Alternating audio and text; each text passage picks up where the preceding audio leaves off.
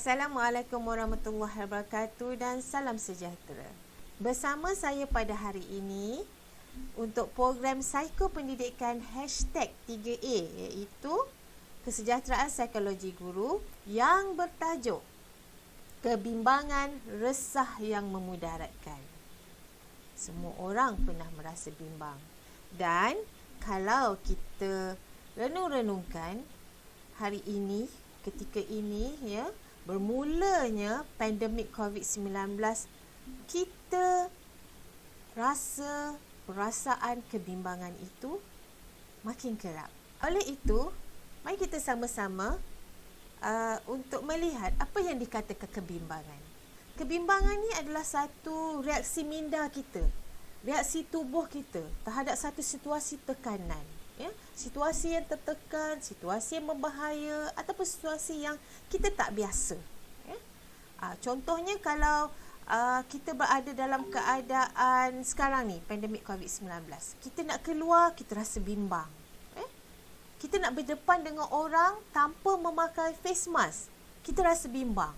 Sebab di fikiran kita mungkin terbayang, dia sihat ke tak? Jadi menghasilkan rasa tak selesa, rasa kesusahan, rasa ketakutan dalam diri kita.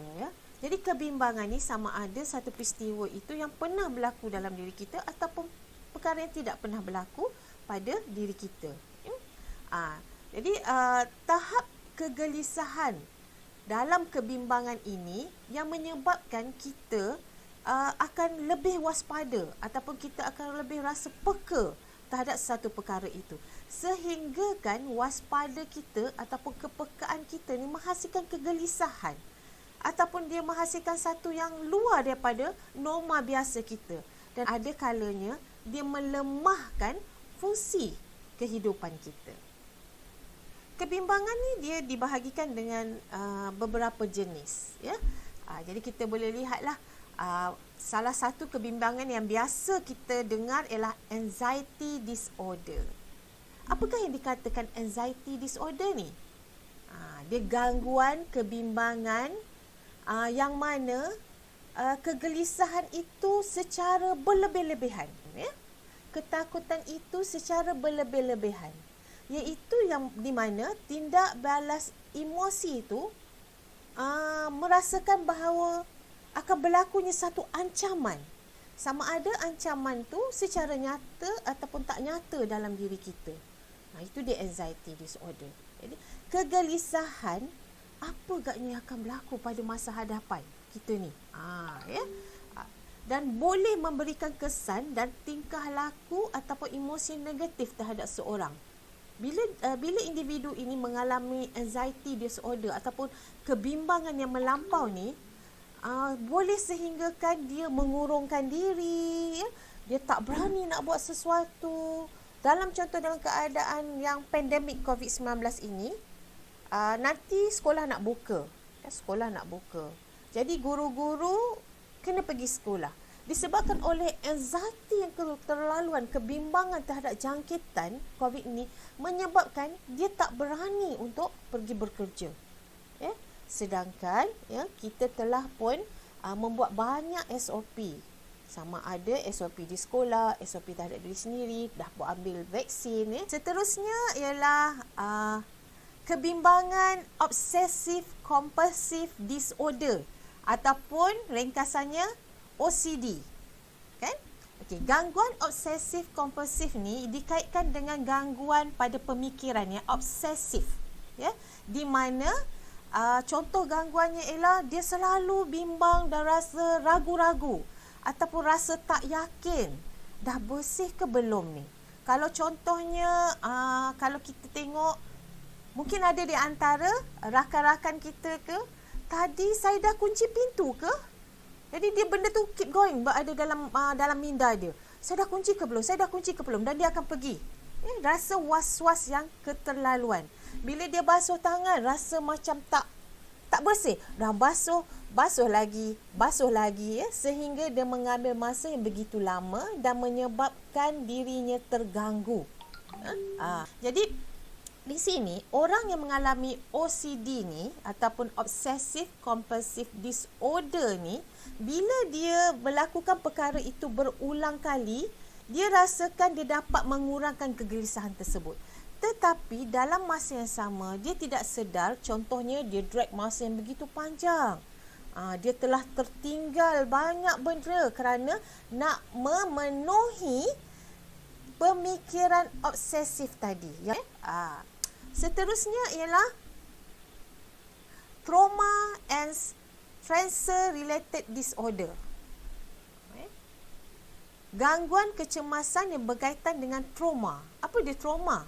Trauma ni ialah satu peristiwa yang pernah berlaku dalam diri dan menyebabkan satu kesakitan yang ditinggalkan terhadap diri. Sama ada kehilangan orang yang disayangi secara tiba-tiba, ya, kemalangan kereta, ataupun keganasan yang berlaku dalam peperangan. Jadi ianya menghasilkan satu trauma yang kekal dalam ingatan. Jadi baiklah, kita lihat kepada punca berlakunya kebimbangan ini.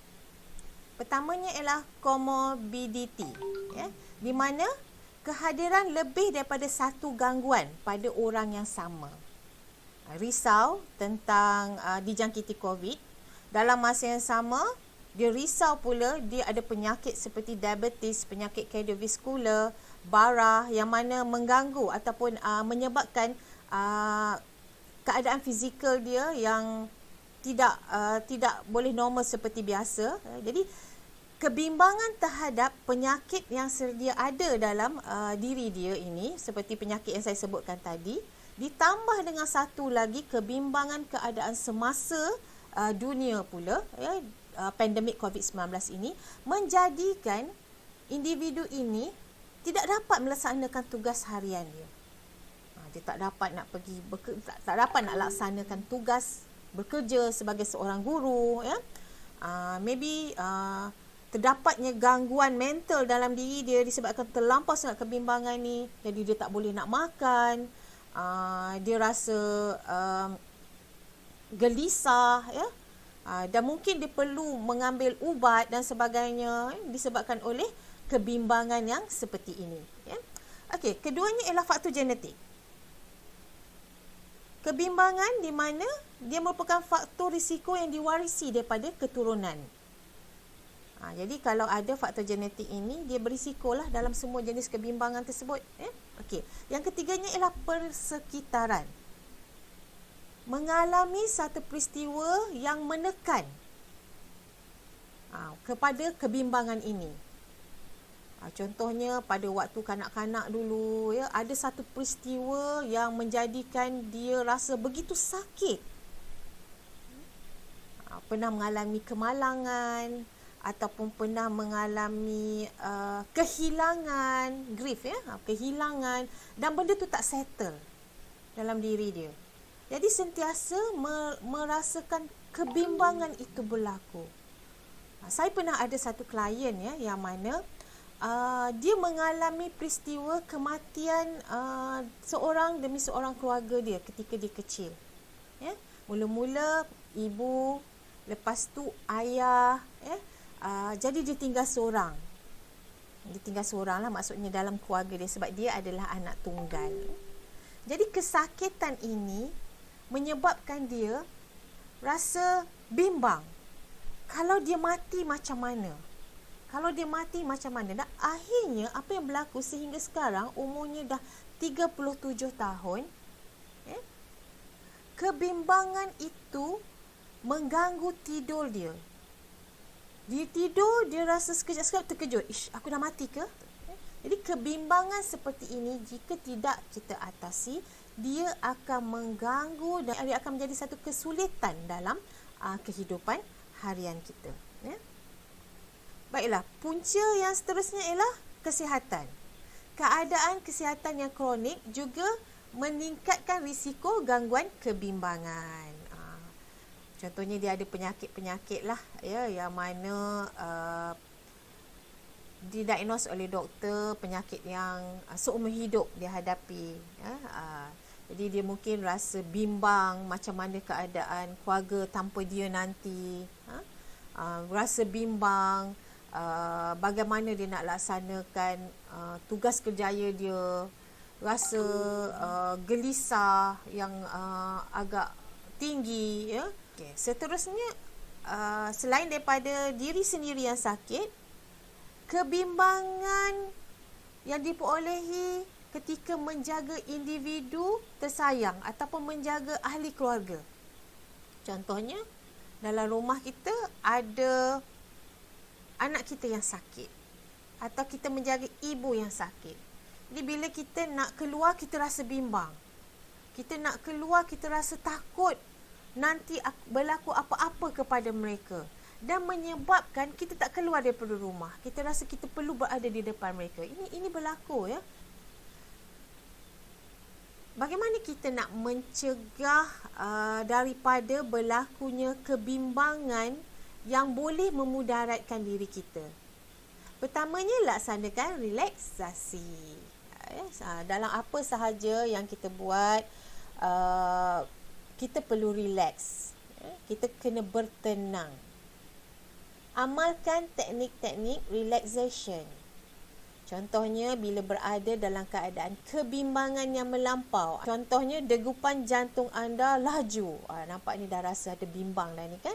Jadi buat deep breathing. Tarik nafas dalam-dalam, ya, dan lepaskan. Mari kita buat sama-sama, ya, teknik relaxation deep breathing, ya.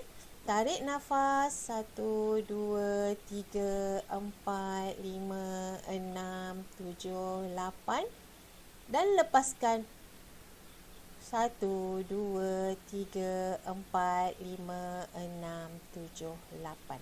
Lakukan berulang kali, ya. Berfikiran positif. Macam mana? Kita kena faham bahawa pemikiran kita ini adalah menjadi salah satu, ya, punca untuk kita merasa bimbang yang keterlaluan. Jadi kalau kita dapat membantu diri kita untuk berfikir secara positif, ya, ketika kita berada dalam situasi-situasi yang membimbangkan itu, kita akan lebih tenang. Contohnya, anda bimbang, anda akan dapat sakit diabetes. Tetapi, apabila makan, langsung tidak berfikir tentang kandungan gulanya, apa yang anda makan. Jadi, sekiranya kita nak mencegah daripada kebimbangan dan keterlaluan ini, ya, terhadap satu penyakit tu, kita kena pastikan kita faham ataupun kita tahu apa yang kita makan seharian.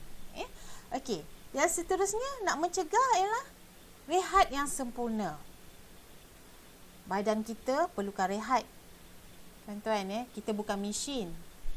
Mesin pun, kalau dia bekerja tanpa berhenti, dia akan jam juga. Betul tak? Jadi, kita perlu rehat. Rehat minda, rehat fizikal. Semak tidur anda. Berapa jam anda tidur sehari? Ada tak anda mempunyai tidur yang kualiti? Kita berada dalam keadaan kebimbangan yang melampau. Ada kalanya kita tak dapat tidur, kan? Tidur yang terganggu akan menyebabkan kita bangun dalam keadaan yang tidak selesa. Menjadi resah. Fizikal kita jadi sakit. Otak kita jadi tak cergas. Apabila kita berada dalam keadaan ini, apa sahaja peristiwa yang membimbangkan kita itu tidak dapat kita tangani dengan baik. Okey, seterusnya ialah bersenam dan bersukan. Bersenam dan bersukan ni kita bukan sahaja perlu berada di luar rumah, kan? Di dalam rumah pun boleh buat. Kita bimbang tentang keadaan fizikal tubuh kita. Kita boleh bersenam di rumah untuk mengatasi obesiti contohnya. Jadi kita tak perlulah bimbang lagi. Badan kita akan makin besar sebab makan aja, duduk dekat rumah ni, kan? Macam tu. Dan bersukan ini dapat mencegah kita daripada rasa letih dan lesu. Bersukan ini membuatkan kita jadi aktif, dan kita akan lebih rasional dalam melaksanakan sesuatu perkara. Fahami diri kita. Anda faham tak diri anda macam mana? Kenal tak diri anda? Anda perlu sedar, peka dan bertindak sekiranya ada sesuatu yang mencetus kepada mood dan tingkah laku yang tidak okey pada diri anda. Kenal pasti daripada mana punca kebimbangan tersebut. Kalau punca kebimbangan anda adalah disebabkan oleh sakit fizikal yang berlaku pada diri anda, atasi dengan cara mana? Contohnya, saya ada klien yang mana dia bimbang sangat dengan prestasi kerja dia. Lihatlah kepada punca. Apa kerja yang tidak dilaksanakan? Cuba senaraikan. Apakah menjadi punca kepada anda bimbang keterlaluan sehingga anda berlaku stres dalam diri yang menyebabkan timbul satu-satu sakit dalam diri anda. Sebab kita kena faham kebimbangan keterlaluan menyebabkan akhirnya anda boleh mendapat depression sebenarnya. Jadi semak dari mana punca datang itu. Kalau ia berkaitan dengan kerja yang terlalu banyak yang tidak dapat diselesaikan, anda lihat pada diri anda macam mana anda menyusun jadual waktu kerja anda. Jadi apabila anda dah senaraikan, anda sedar, yang ini tak selesai. Rupanya aku ni buat A, lepas tu ambil sikit B, A tertinggal, ambil sikit B, ambil sikit C. Jadi akhirnya ketiga-tiga siap separuh saja. Sebaik sehada anda dapat punca atau pencetus kebimbangan tersebut, laksanakan strategi supaya anda dapat menenangkan kegelisahan dan kebimbangan anda sebelum ataupun ketika perkara itu berlaku.